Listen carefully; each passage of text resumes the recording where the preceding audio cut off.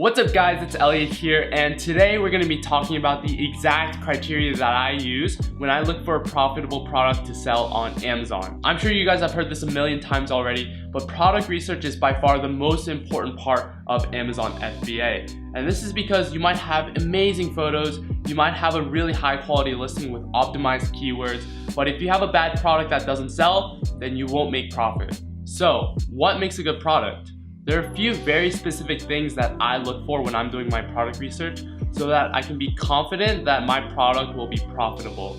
So we're gonna get into all of that right now in this video, and yeah, let's get right into it. So the number one thing that I look at when I'm choosing a product to sell on Amazon is how many reviews does my competition have on Amazon. If competitors have thousands of reviews, it's gonna be really hard for you to compete with those sellers because they're already established and they're already dominating the market. So the lower the number of reviews in the market, the lower the number of reviews that your competition has, the easier it'll be for you to rise to the top, rank higher, and ultimately make money. When I'm searching for a profitable product on Amazon, I make sure that 8 out of the top 10 listings have less than 100 reviews. This helps you to make sure that the market isn't too saturated and that there's not 1 or 2 sellers that are just dominating the market. Also, I would avoid a product if there's a listing that has around 800 to 900 reviews, because by the time you spend a month sourcing and you spend a month manufacturing and getting your products to Amazon warehouses,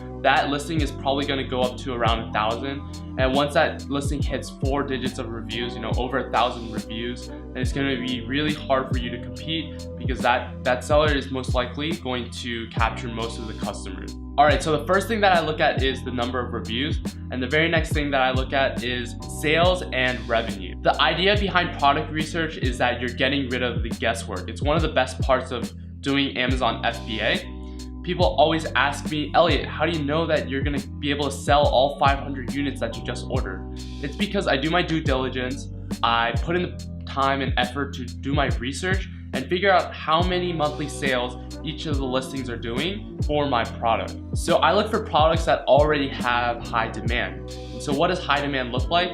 I look for products that have high sales or a large amount of revenue. So I recommend that 8 out of the 10 top listings for your product has at least $5,000 of monthly revenue. This is going to make sure that we have a good amount of demand so that you are selling a product that customers actually want. Also, I would be careful if a listing in your product market is doing, over $100,000 a month in revenue, because chances are, if it's that good of a product with that much demand, your market's either going to be saturated or it's going to be 1 or 2 sellers who have a monopoly over your product. This next step is super important. You need to make sure that you're actually adding value to your customer. I call this your ability to differentiate, because you need to make sure that you're standing out from the crowd. Some people will say it's just, it's good enough to just have better photos. It's good enough to just have better keywords so that you can rank higher. But I would say that you need to have a distinct value add from your product, whether that be a physical attribute for your product,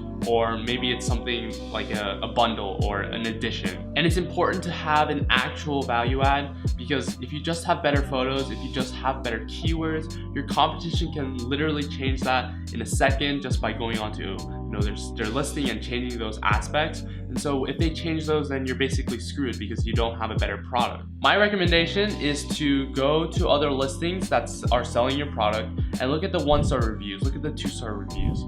What are the customers complaining about, and how can you fix their problems? If there's a recurring problem, then you're in luck because you have the opportunity to bring a product to the market that is actually going to help those customers. So my criteria for ability to differentiate is this.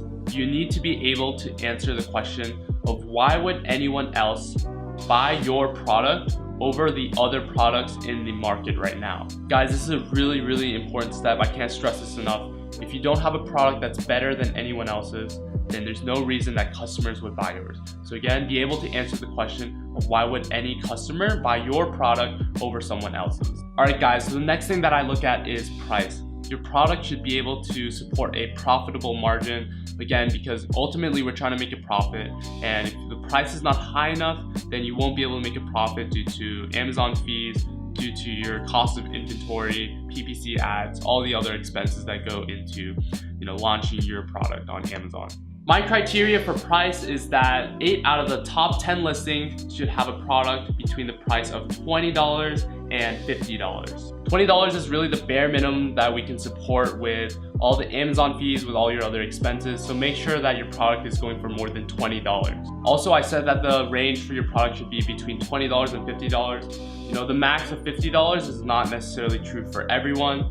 I just think that if you have a product that is above $50, then your initial cost of inventory is just going to be a lot more, and ultimately we want to lower our risk. So if we order a product that's as cheap as possible but still supporting our profit margin, then our initial cost of inventory is going to be a lot lower. So that'll enable you to kind of test the market and maybe not put down as much money as you would if your product was worth $50. $50, you're ordering 100 units, you're already putting down $5,000. Alright guys, and moving right along, the very last thing we need to look at is patents and seasonality. So the first thing is pretty obvious. Don't sell a product that's patented. You will get sued.